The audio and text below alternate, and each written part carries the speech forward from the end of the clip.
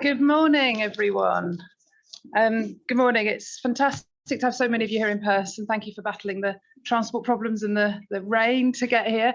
We're joined by a number of people online. I know we've got a good number registered this morning, so welcome online if you're sitting in the comfort of your own home. We're here for the launch of the Future Skills Framework by the Financial Services Skills Commission. I'm Claire Tunley, I'm the Chief Executive of the Commission, and it's a great pleasure to welcome you here. But thank you very much for NatWest for hosting this morning. Every member of staff has been so welcoming and helpful, so thank you very much, Jen and the team, for hosting us today.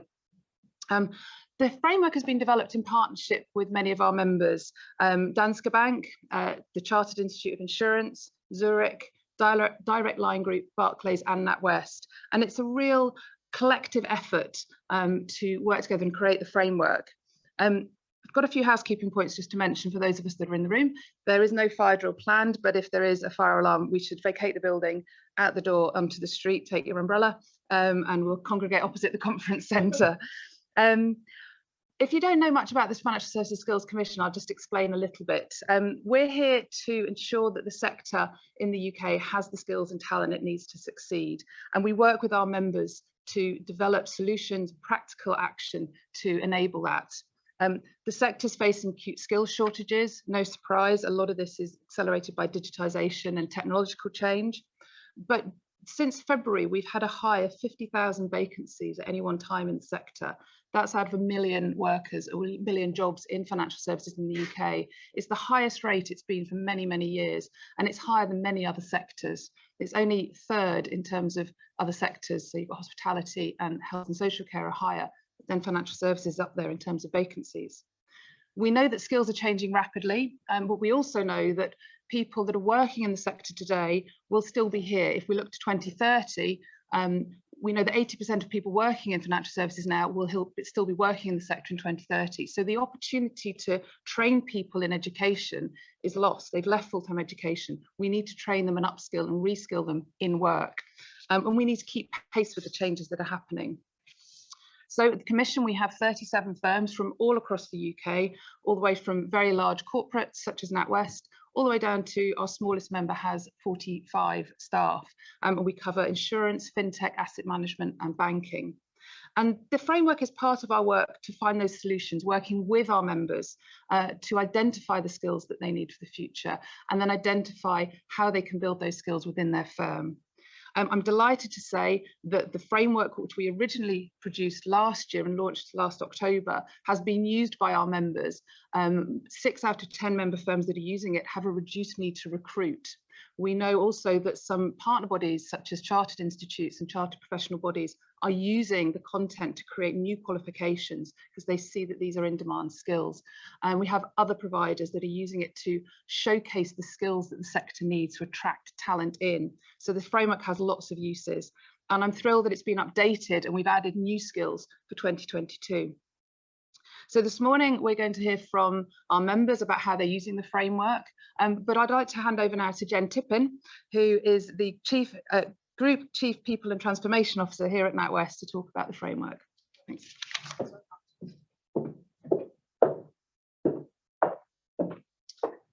Right, hi, good morning, everybody. Thank you very much indeed for joining us. Thank you, Claire, and a very warm welcome here to NatWest and to Bishopsgate. I'm very much delighted that we're here together 1 year on from the original launch of the Future Skills Framework. But I do think there's merit in just pausing for a second to continue the context of the crazy external environment that we're working in at the moment. I think we're experiencing a string of what can only be described as 1 in 100 year events happening every 2 weeks, it seems to me, whether that's clearly coming out of a pandemic, a very sad and unfortunate war, political change, and obviously now, deep economic crisis and an impending recession. I think what that says to me is that the alarming frequency and pace of change means that our industry, the financial services industry, needs to be even more agile to be able to respond and pivot to cope with that pace of change. And as a result, we do see a significant shift in the skills requirement for our workforce. That does increase the skills gap that we face here in the UK, but also abroad.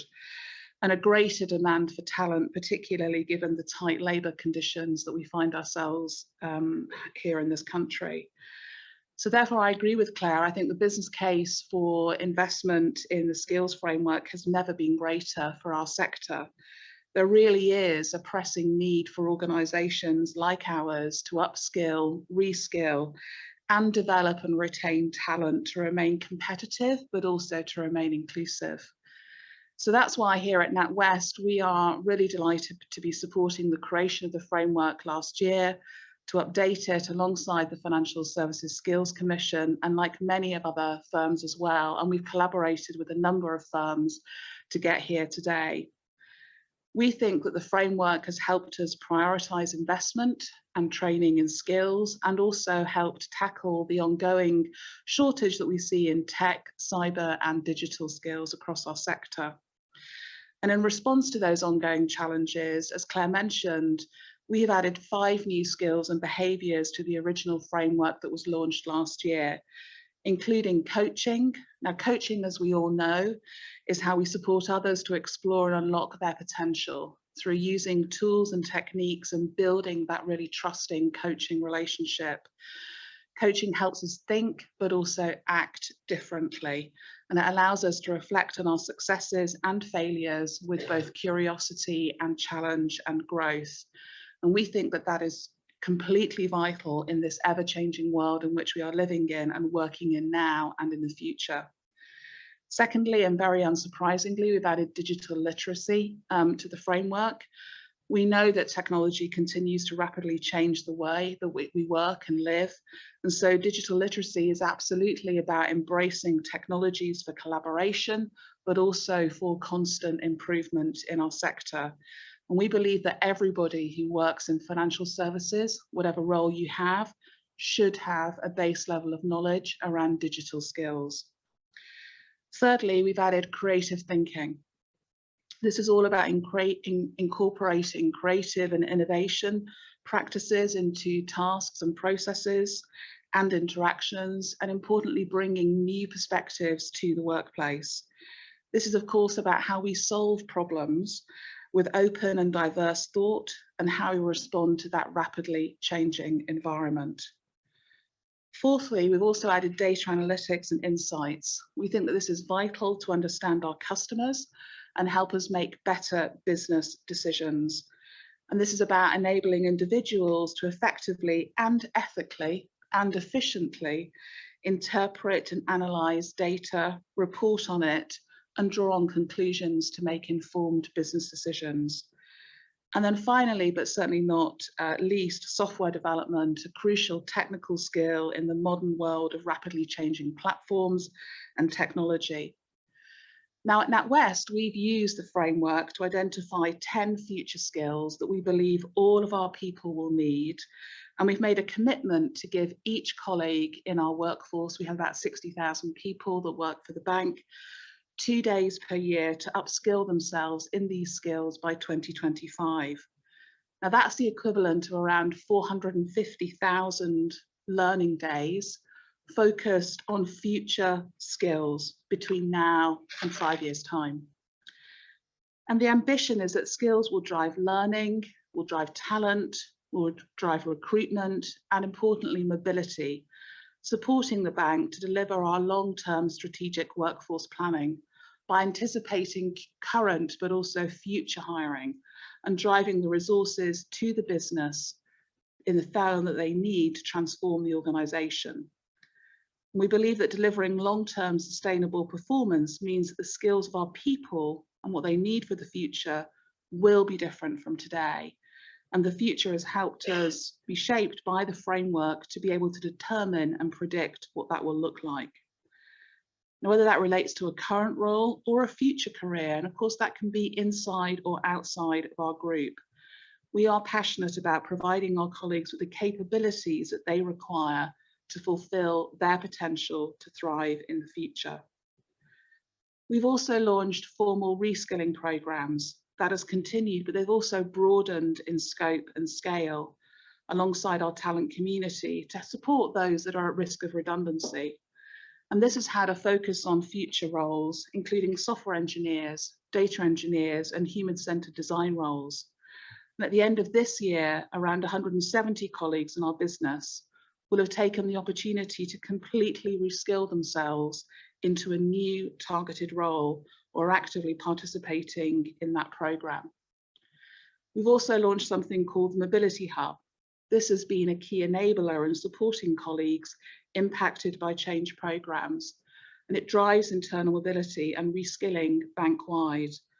And the goal of that hub is to try and help colleagues find new roles, upskill themselves and reskill themselves into future roles.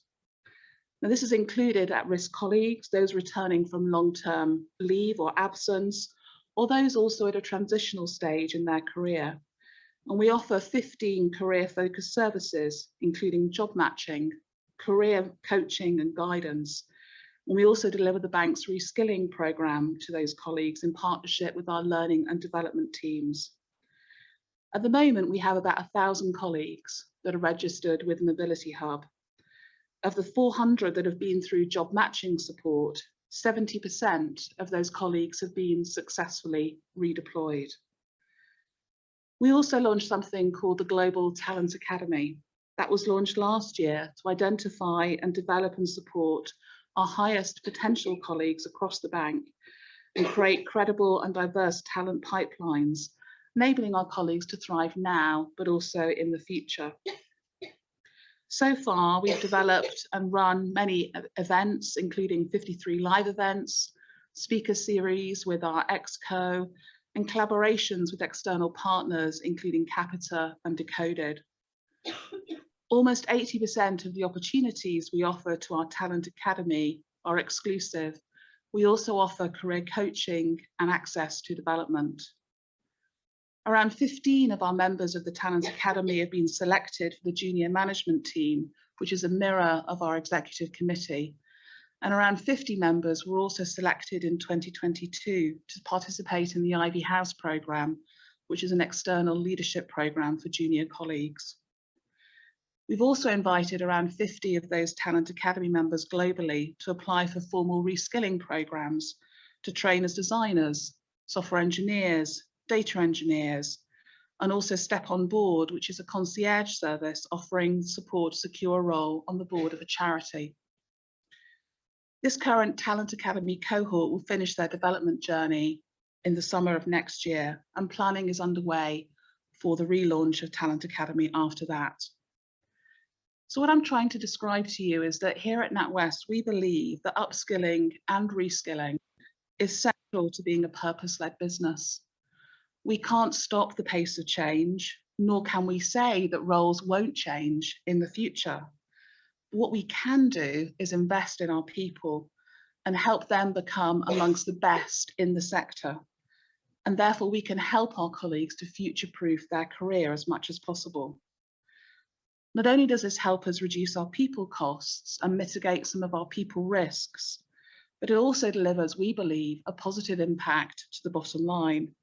And it helps drive our digital transformation as a firm.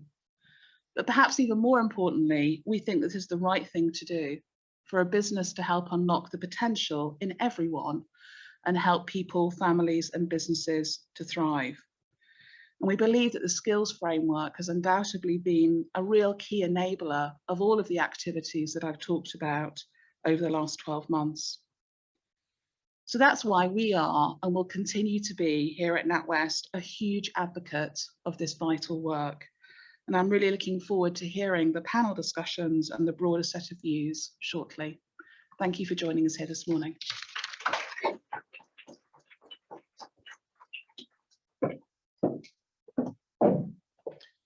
Thanks, Jen. And I think that was really helpful to just get the sense of the breadth and the scale of the change going, and this is affecting every role, and the way that you're approaching it at NatWest by a multitude of programs and interventions and initiatives, because this is something, as you said, we can't pretend it's not happening. The scale of change and the pace of change we need to embrace. So thank you.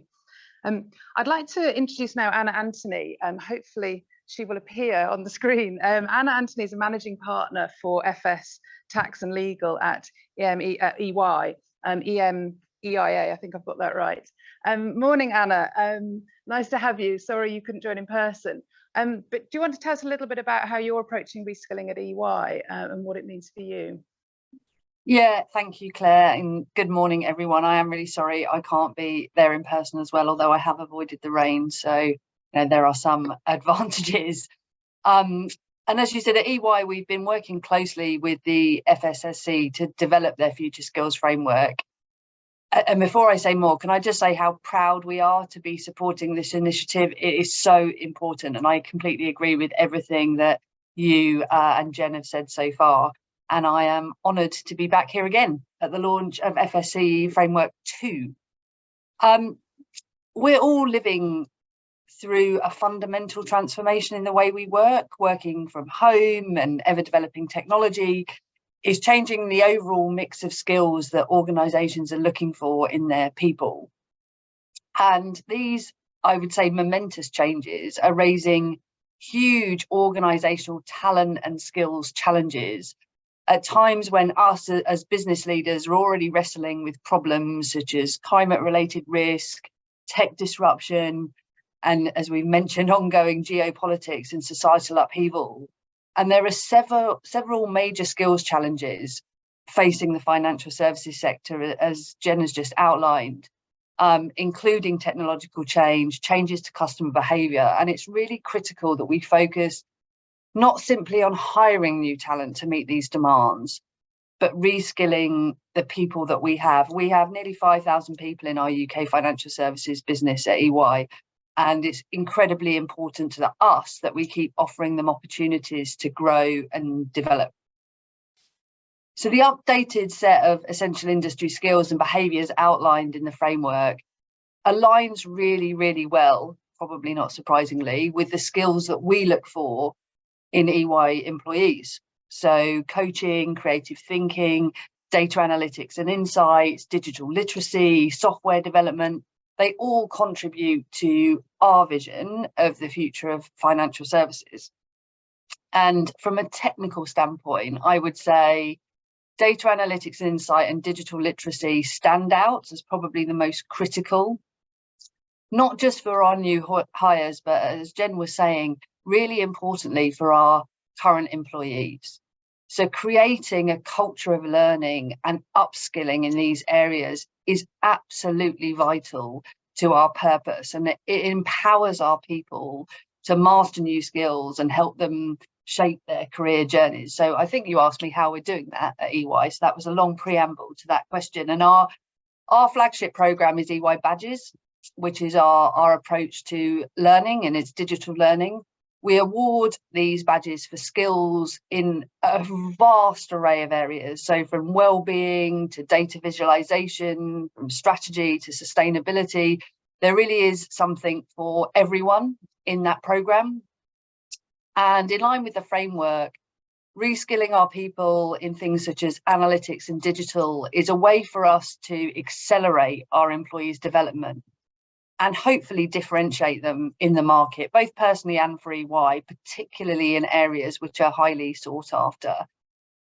Well, we believe we were the first firm to launch digital badges, and the uptake has been incredible. So of our 5,000 people, 850 of them have already completed badges in the last year alone.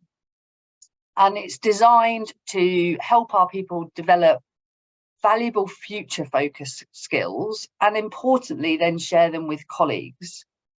Analytics badges, for example, one of our most popular badges, we have had awarded 200 of those to date, and they aim to help our people understand not just the theory but the practical application of technologies to bring better insights to our clients, deepen their digital skills and apply it to an industry which is in the middle of digital disruption. Those badges range from bronze, which is kind of beginner level, all the way through to platinum, to ensure that everyone can continue to learn about the digital world, either as novice all the way through to expert. And these badges have helped us build our analytics and digital literacy at an enterprise level through, I would say, best-in-class learning curations combined with focus on experience and application of skills. So in order to get these badges, it's not just about the online learning, you have to apply them in your day-to-day work to move through the levels of the badges. Through those learning programs, we've prioritised upskilling our existing people, and that is incredibly important to us. So I do want to thank everyone who has worked so hard on this framework. It is incredibly important, hopefully for the industry, certainly for us at EY. And I thank you all for your time today and hope you have a great event, Claire. Thanks very much, Hannah. And can you just perhaps say a little bit more about how the framework, you mentioned digital literacy and data analytics, how the frameworks help guide some of those badges, that reskilling effort? How's that read across been useful? Yeah, hugely useful, Claire. There is almost a direct read across, if I'm honest. So the framework is one of the things that we have used to input into what are the badges that we want to develop, which ones do we promote, and how do we guide people through those badges. So all of the ones that I've already mentioned on digital, all of the things in the framework, you can indeed get a badge on at EY. So there is a direct read across. Great, thank you. Thanks very much for joining us this morning, Anna. No problem. Thank you for having me. Thank you.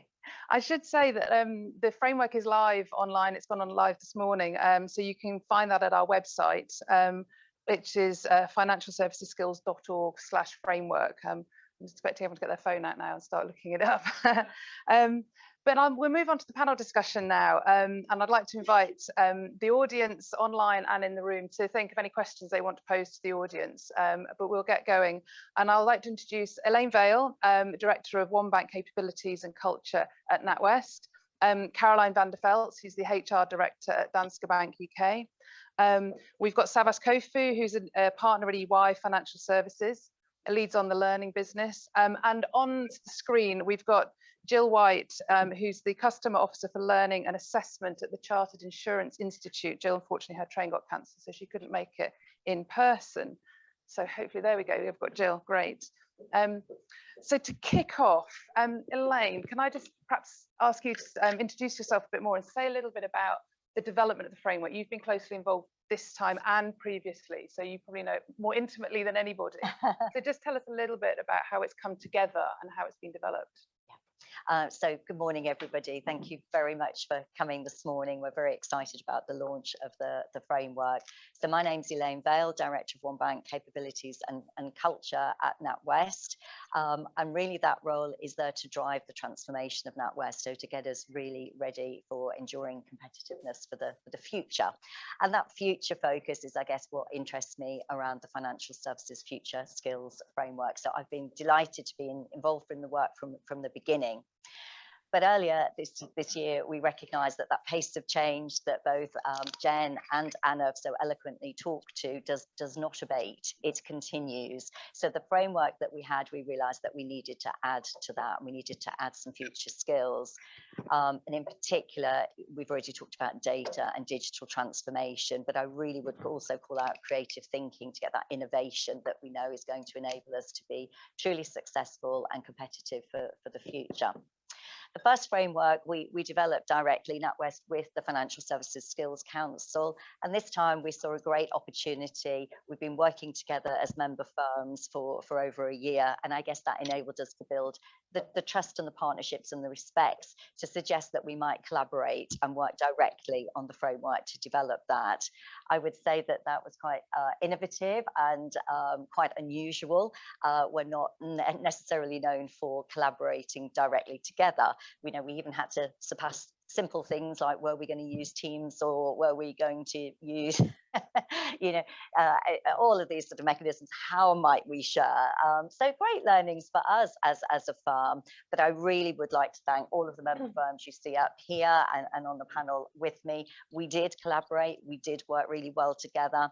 And why is that so important? I think that's so important because it really enabled us to test our thinking across multiple firms that are sector members. So we really kicked the tires on it and challenged each other It enabled us to challenge language and to make it really simple, because of course we've all got colloquialisms, we've all got favourite phrases, etc. And by working together, you know, we were able to call that out. So I think what we have managed to develop this time around, and we have checked back into the existing framework and realigned, is we've managed, I think, on behalf of our colleagues, to create a really simple framework that has been road tested very thoroughly across the firms that came together to support that, who's syndicated widely with SMEs across the business areas. So I think it's got business validity. I think it's simple for colleagues. And of course, we applied occupational psychology support to make sure that it's a robust framework. So it's detailed enough, even for assessment purposes. And we did that by first agreeing themes, and even that took us quite some time, but we agreed those themes, and actually I'm really pleased to see those come to life in the framework as we've launched it this morning with I think we've called it the things you'll find in here, and they're the very high level themes, but as I say, detailed indicators, robust enough for assessment purposes too. So really delighted with the framework that we've launched. And then just to touch a little bit, and Jen's covered it much more broadly, how NatWest uses the framework. So we embrace it fully. The framework is fully embedded in our bank-wide skills and capabilities framework, which means it does drive attraction, hiring, development, recruitment. We use it to signal to our colleagues. And I think that's super important, because there's a myriad of information about what future skills look like. You can read 10 different articles and come up with 10 different views. So I think NatWest and the sector aligning, confirming those skills, committing to those in the same way that we've seen Anna from EY do that, adds validity, adds simplicity, because it's really clear what those future skills are, and then we can help and support our colleagues to develop those. We really want to focus on the employability of our colleagues and their enduring success, and this enables us to do that for them. Thanks, Elaine. And having sort of been watching the group of firms work on this together, it seems like it's quite a lot of fun at times. Yes, as well. we've enjoyed it. But also, I know that one of the processes that you went through was to test the framework with other members that weren't involved in the development as well, to make sure it was robust. So the sort of validation of it across a number of firms has been really, really thorough. And I think that comes through. And it does seem to be sort of easy to access and drag and drop. I mean, I've read it many times, but you can sort of dip into different areas. Caroline, can you just say a little bit more about how you're using it at Danske Bank, how it's useful to you, how you plan to use it in the future? Absolutely. Well, firstly, thank you very much for having us here. On behalf of Danske Bank, I'm delighted to be involved in this. In terms of those that don't know Danske Bank, we are based in Northern Ireland, have a presence in London as well. But within our sector, we're the biggest bank within Northern Ireland, and it's a small country. So for us, that war for talent and the war for skills is incredibly tight. Some specific areas for our market and our challenges really are around the IT, the digital and the tech skill set as well. So it's been incredibly important helping us look at cross-skilling some of our employees. Northern Ireland is the 15th biggest tech hub in Europe and the second within the UK after London. So it's a really competitive market with a lot of inward investment as well, cheaper skills, etc., really driving that. So for us, it gives us a really important framework, not just around the external assessment piece, but more importantly, I think in terms of building our digital internal capability, looking at what's going to be really important, trying to predict which colleagues are going to be better to be reskilled. And it really can support from our apprentice programme all the way up through the organisation. It's clearly an area that is growing. Much more is being demanded of HR and learning and development teams as well. So what it does do is give a common language. It's very rigorously tested, as you've all attested to this morning, and I think gives us a really good bedrock to try and build the success of our bank within our markets. And I think coming out of the pandemic, and Jen has really sort of outlined the kind of crazy world that we're living in just now, I think it's really important from us as a purposeful organisation within Northern Ireland to make sure that we're helping our colleagues, but not only our colleagues, but our customers and our society be successful as well, and try and get Northern Ireland back on track as well. So that's really important to us, and it's been a huge help in that journey. Thank you. And I think I always get amazed when I speak to you and other people in Northern Ireland about the talent market, that a little bit of water does make a big difference about movement of talent. But can you say a bit more about some of the practical things you've done to embed the framework within the firm? Because you obviously have to socialise it with colleagues, etc. So what have you done to make that sort of really embed it in what you're doing?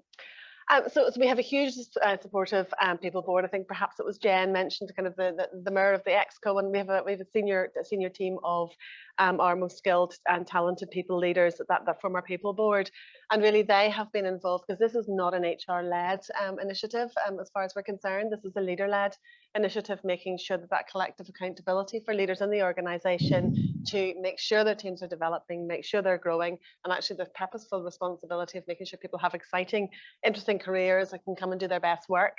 It's important as well. So very much the people board have been involved in understanding and diagnosing how do we use it. It's been very busy. We're a small agile bank as well. That's been helpful, but also looking at it sometimes can be quite daunting.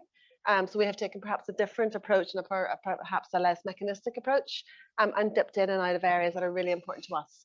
So for example, the technology and digital development area, that's where we have really started sort of really deeply embedding it in. And it's really helpful for us to drive beyond kind of the CIFRA framework as well, that kind of human touch, and look at all of the behavioral skills, aligning those with the technical capabilities, which keep growing.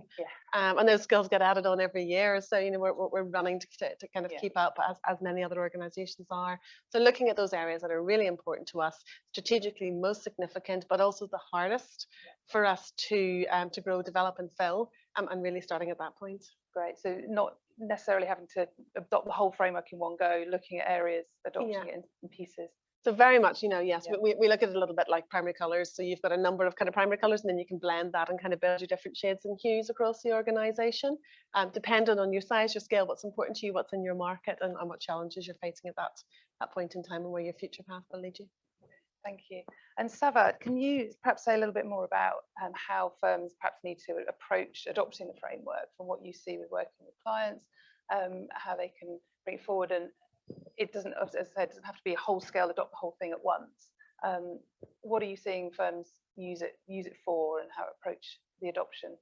Yes, that's a very good question. And I know, and we often, and when we meet, we often talk about kind of, you know, what next? How do we drive better adoption? I think where I'm noticing the most success is, I guess, where people are taking, or organizations are taking, a bit of a kind of a principled approach to the framework. So kind of what do I mean by that? There's, and it kind of a bit to your point around not trying to like take on the whole beast in one bite. And I think the first point is, I guess what I call it something around like recency, right? So you know, the market is in turmoil, but the market's also increasingly driving a whole wave of new and exciting skills. And I know we did a lot of work together on benchmarking what's trending, what's not trending, which has kind of informed this framework. I think organizations that are really challenging themselves to think about what are the critical priority skills, and what is the market from a kind of recency perspective saying are the really important skills for firms to kind of start to think about and take care of. I think, you know, that kind of driving some success. So there's something around recency. There's something, I think, around relevance to colleagues. So ultimately, skills and the framework, if you think about its purpose, is to help us colleagues thrive, right, and not just survive, and actually be better at their current jobs, and potentially fantastic at like aspirational jobs, or jobs that are kind of intended for them as a next step. You can kind of get a bit lost in the skills world. So actually thinking about what is relevant to my role, what can help me be a superstar and what's expected of me today, and then close that horrible bridge, right, that we've all got around. I've got my run the bank job, the job I've got today, then I've got this other thing I've got to do, right? How does it allow me to close that gap? And I love this is a plug, right? I love the Mind the Gap report, right? The Future Skills Mind the Gap report. I think that's a great report. One to read, people. If you haven't looked at it, download it off the website. But it's a really good report. And then I think the last thing and I think this is successful. It kind of ties into a bit what Anna was talking about, badging, which is about repeatability. So how does helping a colleague to build a skill today at NatWest help them to be a superstar when they go and work for Direct Line Group, right? So how is what I'm doing, look, the skills I'm learning in my current organization repeatable somewhere else? And how is the way in which one organization certifies me valid and have the same value when I go somewhere else? And I don't think we're very, I mean, you know, I bang on about this, I'm a bit boring about this, but I don't think we've cracked that yet, right? And the thing that Anna maybe didn't kind of touch on in detail at EY is badges aren't just certificates we get at EY that make us feel good, right? There is an external higher education value to a badge. So every badge that you get at EY can allow you to get a free MBA, a free MSc from the firm, a master's in whatever, right? That's part of our commitment to our people. So there's an inherent internal value to a badge, but actually that's then portable. And I think for me, that's, you know, firms that are starting to think about how do we make this valuable to someone here and somewhere else, I think is part of the secret sauce. I think we can pick up on that because we talk about it a lot. We do. We do a lot. Yeah, and I should say that the framework doesn't sit on its own. It's within a suite of products and tools. So last month we published a skills gap analysis toolkit, so to help firms forecast the skills that they need, and that's based on the premise that you can't train for skills if you don't know what skills you need, and that directly feeds in, that data that we collect from firms from that analysis directly feeds into the future skills report, the Mind the Gap report you mentioned, and that is an ongoing process. We're now collecting the data from firms about what are the next set of priority skills that will come around again next year, because these things don't stay still. And we'll talk a little bit about future, I think, in a moment. But Jill, I want to bring you in now, because Savaz mentioned, you know, how do we assess the quality and accreditation of these skills? Hopefully Jill will appear on the screen if she's on the call. But from the Chartered Insurance Institute, hi Jill, from the Chartered Insurance Institute, you provide professional qualification standards. So how does the framework fit with what you're developing? How can we make that seamless embedding of the framework into your products and qualifications?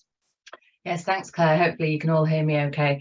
I hate looking at these things where I'm just a giant head in a room, but apologies that my train was cancelled. Let's talk is the first thing I'm going to say, because a big part of what we want to do as the CII going forward is endorsement and accreditation. So as an awarding body, we're very much looking towards partnering with firms and accrediting their digital badging and their programs so that they are recognised by their professional body. So definitely let's all talk, and I'm sorry I wasn't there to do that today. So in the summer we launched the professional map.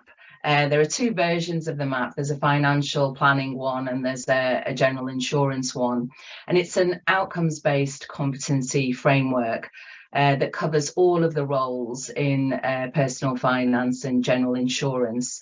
And it's based on the fact that our qualifications to date are very technical in their orientation, and we're very well aware that we're not creating necessarily the practitioners of the future. We're creating technical experts, but we wanted to launch the map that has skills, enablers and behaviours within it, so that actually our new qualifications will produce rounded practitioners. And the way that the FSSC framework aligns with this is absolutely spot on. So for example, because the professional map is based on outcomes, a perfect example would be exceptional customer outcomes. So if we imagine a planner talking to a client, then the skills that are in the framework that would be needed are empathy, creative thinking. They need to be able to coach their client around any outcomes that they produce. The individual will need the digital literacy and also the insights and data analysis capability in order to create a fantastic proposal for that client. And then they'll need that relationship management piece that's in the first framework in order to develop the trust and help the clients understand the best outcome for them. So we've worked really closely together from the get-go so that the future skills are embedded in the professional map. And it's absolutely vital that the new qualifications that we're going to build off the map will have these future skills within them, so that we can all be comforted that the qualifications and endorsement and accreditation of the future will directly reflect the map. And I look forward to working with you all on bringing it to life in those fusty old qualifications that I'm in charge of. Thanks, Jill. And you said that, not anyone else. I'd like to open up to the room in a second, but one thing I wanted to just perhaps introduce was, is there relevance to the framework beyond firms, beyond some of the chartered institutes and professional bodies? I know some people are talking internationally. So Sava, I think you got some thoughts about international. I know we've got Yalin here as well, who's been working with the World Economic Forum, but what's the relevance, what's the potential for the framework to go beyond the UK and financial services employers? Can I bring you in, or do you want to have a moment to think and I'll bring Yalin in? Go for Yalin. Okay. Yalin, have you got a microphone, please, Saskia? Oh, yeah. Thanks. Because you've been working with World Economic Forum on skills. Yeah. So I quickly introduce myself. So my name is Yalin Zhao, and I'm a senior manager in PwC People and Organization Consulting Practice. And as Claire said, I have been working with the World Economic Forum in the past year or so, responsible for driving and measuring one of their global flagship initiatives called Reskilling Revolution. So Reskilling Revolution is a multi-stakeholder initiative which aims providing better education, skills, and economic opportunities to global people, 1 billion global people by 2030. And we're seeing, tremendous kind of, challenges from a skills perspective, especially, with regards to matching talents to opportunities or matching skills to role kind of tasks. So one of the key things we're trying to do is we can develop this concept of skills profiles. So skills profiles is a profiling tool that provide key insights and information that individuals at different stages of their careers and industries and employers need to know about high in demand role in highly disrupted or emerging industries. So for example, there's an industry we identified, financial services, and one of the critical role high in demand is data analysis. So I'm seeing, huge alignment between what, Skills Commission and all of the funding partners is trying to do within the financial services, but also what the forum is trying to do to drive that system change through the collaboration between the public and the private. And, all of the great work we're doing, the framework and also the tool, the skills gap analysis toolkits can be really good source of information to help develop those kind of skills profiles, but also some other things in the future as well. Super, thank you, Yalin. Relevance to World Economic Forum, great. Sava. Yeah, it's a really good conversation to have. I think if I think about some of our kind of global international clients, one of the things that I'm hearing more of is using kind of skills as a foundation point for the way in which, and Jen kind of mentioned it earlier, the way in which we think about talent. So kind of this skills-based talent management approach, and that kind of affects everything, right? So it then becomes not a great big curriculum. It becomes a skill-based learning curriculum. Like actually, roles are less important. The skills are more important. And I think what the Commission has done is create a really nice agenda around the way in which skills sits at the heart of everything that we need to think of, given all of the disruption that's going on in the workplace at the moment. So that's the first thing. I also think there's a beauty and simplicity of the framework, which I see being copied like elsewhere. And there's a large client that I know of that are literally, tell me who it is later. I'll tell you who it is later. We're literally going through a process of, in their skills swamp, like thinking about what are the critical skills. Right? And I know that they looked at what the FSC have and said, well, actually, this is quite a simple simple but beautiful methodology for saying, well, you know, you measure what you manage, and what you should be managing are the things that are priority and critical right now, right, as opposed to kind of a mass. And so I think, you know, it's definitely having some teeth.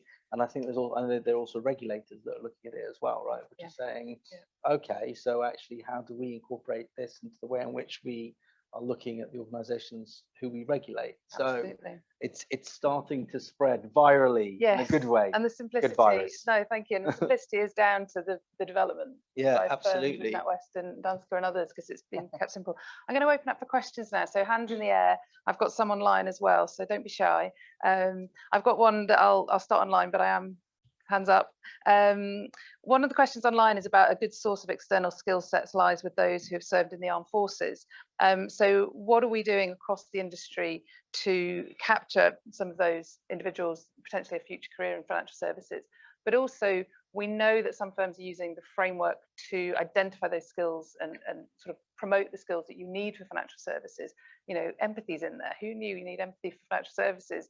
Certainly the children at the school I'm a governor at don't think that.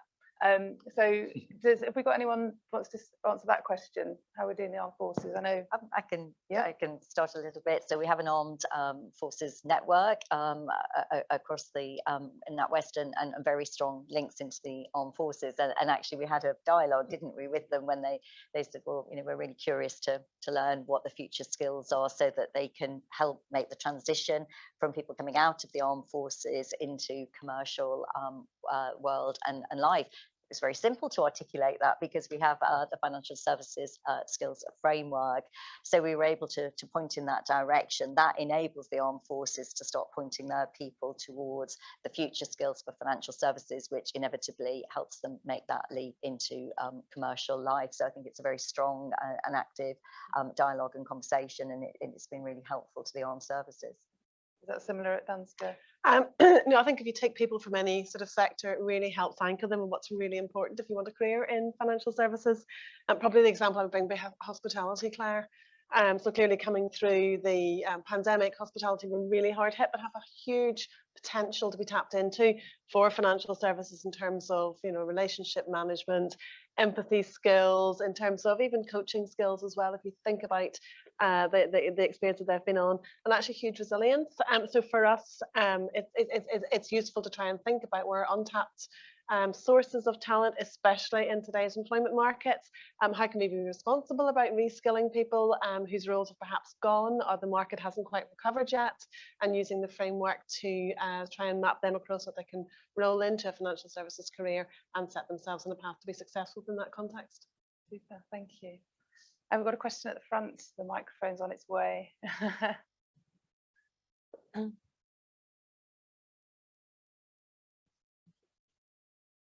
Thank you. Hi, it's Sherry from WorkFinder and a number of other organizations. I'm curious about how this framework helps you with your internally approved courses that you know already work. How do you and which I know are changing very, very rapidly, and some of them no longer work and some of them work better. How are you using this? Are you extending this collaboration to extend to as the effective courses and content, short and long form, emerge? Is this going to be helpful to you, or are you going to continue to use your internally, you know, your what's already on your menu? Can we just start? Yeah. So Jen touched on our Learning for the Future initiative, which means we each month profile a skill, and it's one of the future skills across the organisation. And in profiling it, we provide a range of learning opportunities from, you know, nanosecond, you know, to right through to more sort of enduring courses. Many of those are external, so we then go to the market, find the best content that delivers the future skill and promote that widely. And I think what's also important for colleagues is capacity. So, giving them the time. So obviously, the differing durations is helpful, but also our commitment that we've made to actually give colleagues time, and that commitment really allows them, when we mark it through what we want them to learn, they've got the time allocated in diaries, and the whole thing starts to build really nicely. Every time we run one of those monthly focus areas, obviously the spike in learning goes up, which is fantastic. We've obviously then got to embed that learning, but we're really seeing the benefits of just putting that right across our system. But the short answer is, yeah, we're absolutely looking for fresh content that delivers those future skills. Absolutely, and also our customers, yeah. So we open up our Learning Academy to our customers, because we all succeed when we all succeed together, and these future skills are as relevant to our customers as they are to our colleagues. Do you want to add anything? Yeah, no, I mean, internal courses, internal kind of strategic initiatives. We've been doing a lot on adaptive leadership. We've been partnering with HALT over the last year, really trying to help our leaders lead better post-pandemic. It's not the same workplace they're coming back to. It's not the same challenges they're coming back to, even on a weekly basis, much less in terms of a longer term return to that. And it's been really important to work with HALT to try and enable leaders in the organisation at all levels, down to the lowest common level of a sort of a people leader, to be able to move from that frenetic kind of dance floor situation to move up onto the balcony and be able to have a look at what's really happening and be able to lead in a different way, and to lead in a really challenging way and across different medium. Today we're working very well with a hybrid situation and setup, but that's not always the case. That's not fit for every situation that we have, and part of that's coaching. So obviously a key kind of tenet of it, kind of the adaptive leadership philosophy, is around being great coaches and trying to help people find answers themselves, and actually get from that dance floor up onto the balcony and understand that they've had to do that to themselves, rather than perhaps a more didactic tell and do kind of piece. And what the coaching element of the new skills that have been added to the framework helps us provide a pathway and provide some evidence and context around how do you get better at being a coach, a leader coach in the organisation. So yes, it has complemented a lot of the bigger programmes that we're doing in different ways. So it's not just standalone, it does actually plumb into those initiatives that are going to make you successful in the future. Thanks. And I should say that the team at the Commission and Sherry and team at WorkFinder have been talking about the relevance of the framework to their work, and how we can embed the intelligence. So thanks, Sherry. Any questions in the room? We've got one at the back. We are coming close to the end of our time. Hello, my name is Katie Williams from QA. I'm just curious around funding all this training, the capacity, and just asking the question, is apprenticeship levy being utilised and applied in supporting the digital training and transformation within your businesses? Okay, I'm going to come to you, but maybe Jill, I think if you're still on the call, do you want to maybe say a little bit about how you're embedding the apprenticeships into your qualifications, and then we'll come on to how firms are using it? Yeah, sure, really quickly. So our qualifications are in 13 different apprenticeship standards. So you can take certificate, diploma and advanced diploma using the apprenticeship levy. So there's something out there for everyone. The additional one that lots of people don't know about is if you want to do the customer service, financial administration apprenticeship, you can elect to add up to 4 of our personal lines awards into that qualification, and the levy will pay for that. It's not widely known, but it's in the notes. So a way for anybody can do whatever they need to do from a professional qualification using the levy, for sure. Thanks, Jill. Talk about apprenticeship levy? Yes, absolutely, Claire. Yeah, the answer is of course, and we find it easier to access the apprenticeship level through the apprenticeships and the early careers. It gets harder when we're dealing with the more mature colleagues, and in that instance, we're really pivoting our training budget to the future skills. So it would always be, we'd like to access more of the apprenticeship levy. I think that's very much sort of work in progress, and we try and lobby as much as we can, but we absolutely access it as far as we possibly can. Yeah, thanks. It's something that our members have identified, that the levy is not very easy to use for reskilling, and that's a bit of a challenge. So we're in discussions with Treasury about that. Hopefully something will change, but we can't guarantee.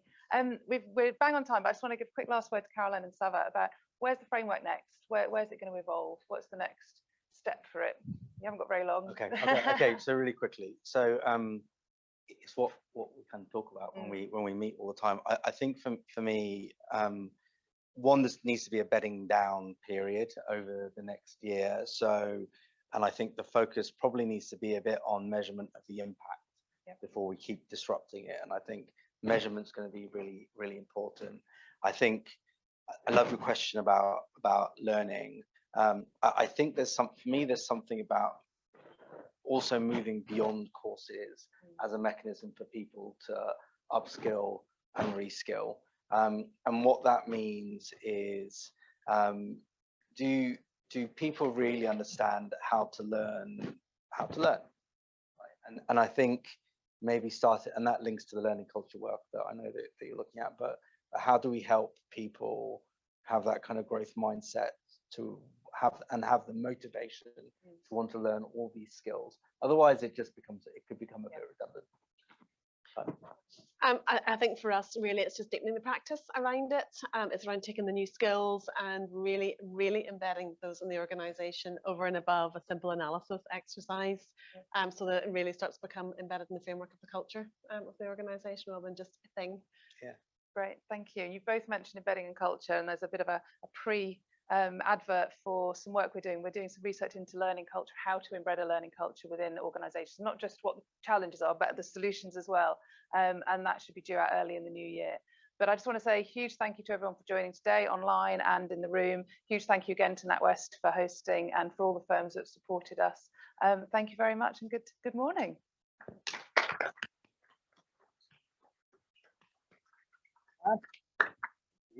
You're welcome. Yeah.